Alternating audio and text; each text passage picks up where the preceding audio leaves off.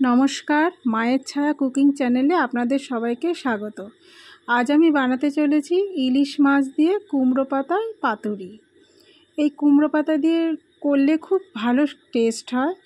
অনেকেই দেখেছি এটা কলা পাতায় করে থাকে, তবে আজ আমি এটা করব কুমড়ো পাতা দিয়ে।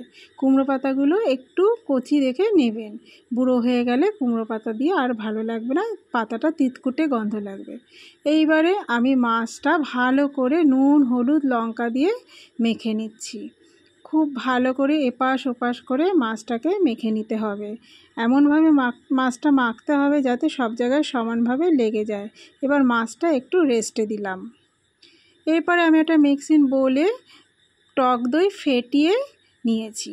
এর মধ্যে একে একে আমি সব উপকরণগুলো মিশাবো। প্রথমেই আমি মিশিয়ে দেব পোস্ত বাটা আর সাদা সর্ষে বাটা। যতটা পরিমাণে টক দই ঠিক তার আধা পরিমাণে সর্ষে পোস্ত বাটা। পুরোটা একদম দিয়ে দেব, পুরোটা দিয়ে দিলাম। আর এতে পোস্ত সর্ষে বাটাটা দিলে খুব সুন্দর খেতে লাগে। মাস্ট পোস্ত সর্ষে বাটা দিতেই হবে পাতুরিতে। এরপরে আমি দিলাম এখানে কাঁচা লঙ্কার পেস্ট। তারপরে একে একে সব উপকরণগুলো দিতে থাকবো। দেব এর মধ্যে নুন, পরিমাণ মতো নুন দিয়ে দেব হলুদের গুঁড়ো। হলুদের গুঁড়ো একটু পরিমাণে কম দিতে হয়, এর কালারটা একটু সাদাটে মতো হলেই ভালো হয়। দেব সামান্য পরিমাণে শুকনো লঙ্কার গুঁড়ো।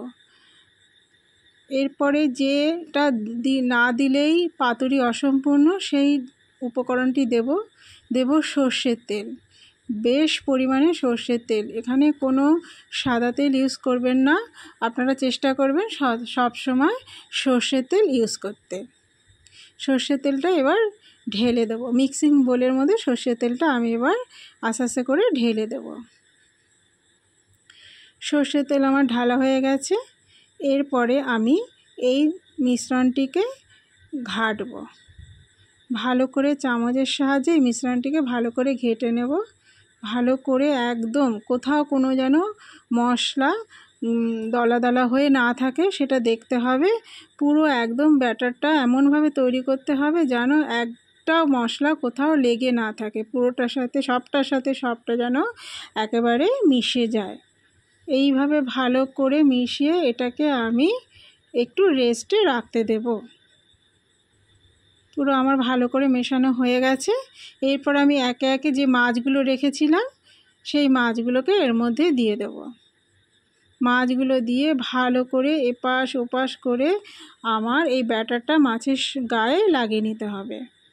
পুরো ব্যাটারটা মাছের গায়ে লাগিয়ে নিতে হবে। হাত দিয়ে করলেই বেশি ভালো হয়, চামচে এটা খুব ভালো হচ্ছে না আর হবেও না।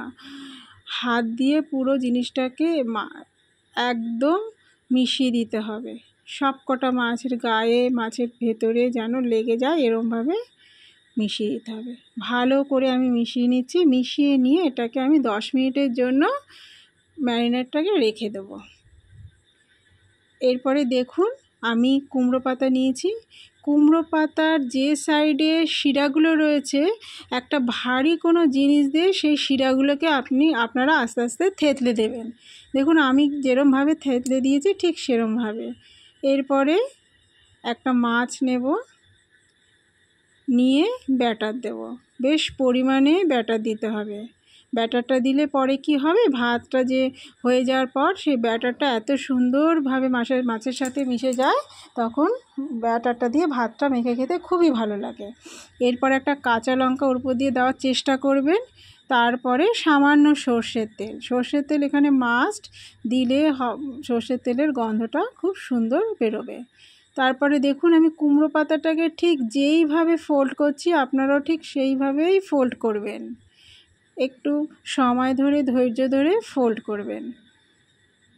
ফোল্ড করে ঠিক এপাশ থেকে ওপাশ থেকে যেরমভাবে আমি নিচ্ছি ঠিক সেরমভাবে ফোল্ড করে উল্টে দেবেন। আর একটা পাতাতে তো এটা সম্ভব নয়, প্রতিটা মাছের জন্য, প্রতিটা পাতুরির জন্য এখানে 2টো পাতা ইউজ করতে হবে। আর প্রতিটা পাতা ইউজ করার আগে তার শিরাগুলোকে এইভাবে আমি থেতলে দেব, যাতে ফোল্ড করতে সুবিধা হয় আর পাতাটা যাতে ছিঁড়ে না যায়।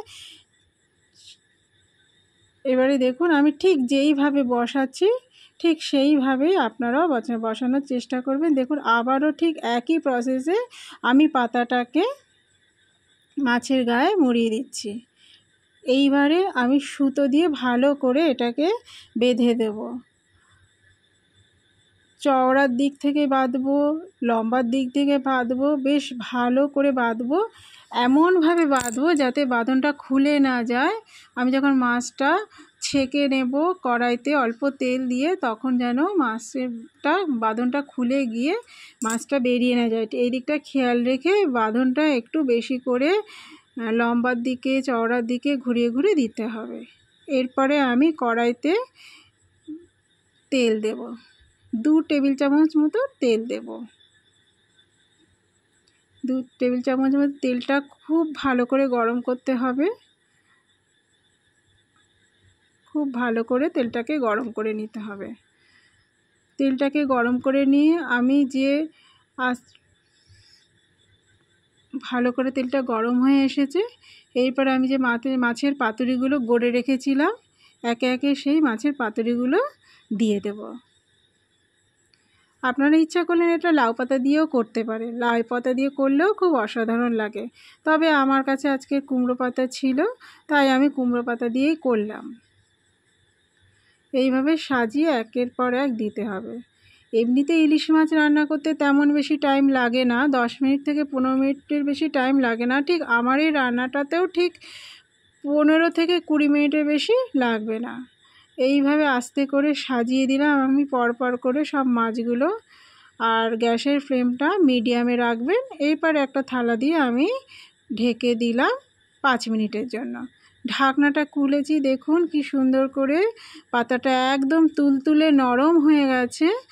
আর এপাশ ওপাশ করে দাগ লাগিয়ে নিতে হয়। প্রতি পাশে 2 মিনিট থেকে 3 মিনিট করে রেখে উল্টে পাল্টে আমায় দাগ লাগিয়ে দিতে হবে। মোটামুটি অনেক সিদ্ধ এসেছে, প্রায় শেষের দিকে আমার রান্নাটা প্রায় কমপ্লিট হয়ে এসেছে। একটু এদিক ওদিক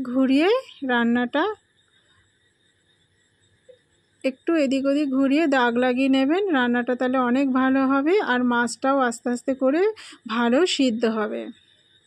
উল্টে পাল্টে আমি দাগ লাগিয়ে নিচ্ছি। আপনারা চাইলে আর একটা প্রসেসেও এই রান্নাটা করতে পারেন। একটা কড়াইতে জল নিয়ে তার উপর একটা ছিদ্রযুক্ত বাটি বা থালা বসিয়ে দিয়ে তার উপর এই পাতুরিগুলো বসিয়ে আপনারা স্টিম করেও করতে পারেন, সেটাও খেতে খুব অসাধারণ হয়। আর এইভাবে করলেও খুব ভালো হয়। আপনারা দুভাবেই করে খেতে পারেন। এবারে দেখুন আমার রান্নাটা প্রায় হয়ে এসেছে। এই যে একেবারে শেষের দিকে আমি এইবারে গ্যাসটা অফ করে দেব। দেখুন 2 দিকেই সমানভাবে দাগ লেগেছে, একদম সুন্দরভাবে দাগ লেগেছে। ভেতরে মাছও একদম সিদ্ধ হয়ে গেছে। আমি একটা মাছ আপনাদের খুলে দেখিয়ে দেব কীরকম সিদ্ধ হয়েছে। দেখুন আমি একটা মাছ আপনাদের খুলে দেখিয়ে দিচ্ছি। পুরো পাতাটা মোমের মতো গলে গেছে আর ভেতরের মাছও খুব সুন্দরভাবে সিদ্ধ হয়ে গেছে। দেখুন আমি আস্তে আস্তে করে খুলে আপনাদেরকে মাছটা দেখিয়ে দেব। একদম সুন্দর। আর আমার রান্নাটা যদি আপনাদের ভালো লেগে থাকে তাহলে আমার চ্যানেলটাকে অবশ্যই সাবস্ক্রাইব করে দেবেন। আর সুস্থ থাকবেন, ভালো থাকবেন। দেখা হবে পরবর্তী একটা নেক্সট রান্নাতে।